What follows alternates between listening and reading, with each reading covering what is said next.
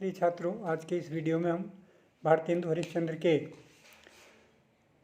बारे में बात करने जा रहे हैं। एक नाटककार के रूप में भारतेंदु हरिश्चंद्र किस प्रकार के व्यक्ति रहे हैं। भारतेंदु हरिश्चंद्र आधुनिक गद्य के प्रणेता कहे जाते हैं। सच तो यह है कि वे व्यक्ति नहीं, एक संस्था रहे हैं। इसलिए क्योंकि उन्होंने गद्य और पद्य दोनों ही विधाओं में और दोनों विधाओं के विभिन्न अंगों पर रचनाएं लिखी हैं, किंतु नाटककार के रूप में भारतेंदु हरिश्चंद्र को बहुत ज़्यादा ख्याति प्राप्त हुई है। उन्होंने पूर्ण, अपूर्ण, मूल तथा अनुदित इस तरह के कुल लगभग 16-17 नाटकों की रचना की थी।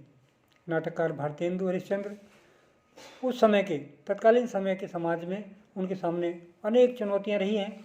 भाषा की चुनौतियां, नाट्य कला की चुनौतियां, रंगमंच की चुनौतियां, पराधीनता की, भारतीय जनजागरण की, इस तरह कई चुनौतियां उनके सामने रही है।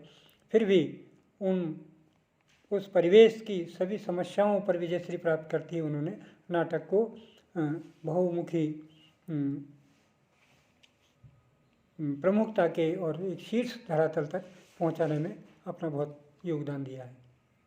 भारतेंदु ने इन सभी समस्याओं को गहराई से समझा और इन समस्याओं को अपने नाटकों की विषय वस्तु भी बनाया। उस समय व्यावसायिक रंगमंच की दृष्टि से भारतेंदु कभी प्रसन्न नहीं रहे, इसलिए उन्होंने भारतीय परिवेश में रंगमंच को ध्यान में रखकर नाटकों का सृजन किया है।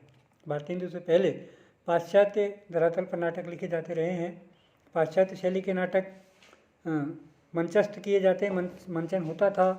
पारसी शैली के नाटकों का मंचन बहुत ज़्यादा प्रचारित और प्रसारित होता रहा है। तो भारतेंदु ने सबसे पहले आधुनिक युगीन और भारतीय पारंपरिक शैली के नाटकों का सृजन किया और उन्हें रंगमंच की में प्रतिस्थापित किया, रंगमंच में एक नई दिशा दी। भारतेंदु ने अपने नाटकों के विषयों को इतना दीर्घ और अनेक रूपी बना दिया था कि आने वाले लेखकों को भी नाटकों के विषय को लेकर कोई समस्या नहीं आई। पात्रों का चयन भी भारतेंदु के लिए उनके रंगमंच को विस्तार देने के लिए रंगमंच के अनुकूल रहा है।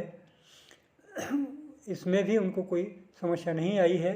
नाटकों के क्षेत्र में उनका योगदान इसलिए भी महत्वपूर्ण है कि उन्होंने अपने नाटकों में गीतों का भी सृजन किया है। गद्य के साथ साथ उनमें पद्य का भी समावेश किया है, इसलिए उनके नाटकों में रोचकता बनी रही है और पाठकों को वे भाने वाले, मंच में भी जान डालने वाले सिद्ध हुए हैं। भारतेंदु जी की ये मान्यता थी कि हिंदी नाटक और रंगमंच का विकास सर्वथा नए सोपान से होना चाहिए, जो पुनर्जागरण के आंदोलन के संवाहक भी बन सकें।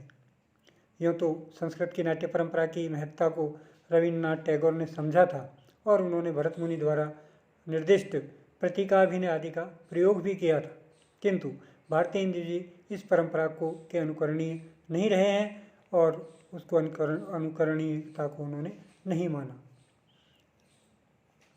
उनका मानना था कि नाटक के क्षेत्र में हिंदी को अपनी राज स्वयं बनानी होगी, परंतु कठिनाई यह थी कि हिंदी में जब तक न कोई सोद्देश्य नाटक नहीं मिल जाता, क्योंकि उस समय तक सोद्देश्य नाटक भी नहीं थे और नहीं कोई सोद्देश्य रंगकर्म था, इसलिए इनके सामने ये थोड़ी सी समस्या रही। लेकिन इन्होंने उसे भी अपनी समस्या नहीं आने दिया।